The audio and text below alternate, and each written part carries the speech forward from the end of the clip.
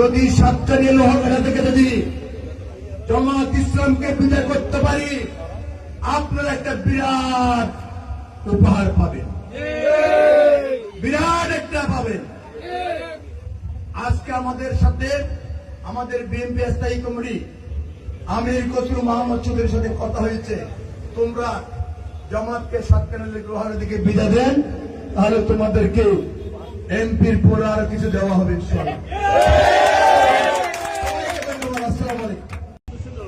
যদি সাতকানিয়া লোহাগাড়া থেকে যদি জামাত ইসলামকে বিদায় করতে পারি, আপনারা একটা বিরাট উপহার পাবেন, বিরাট একটা পাবেন।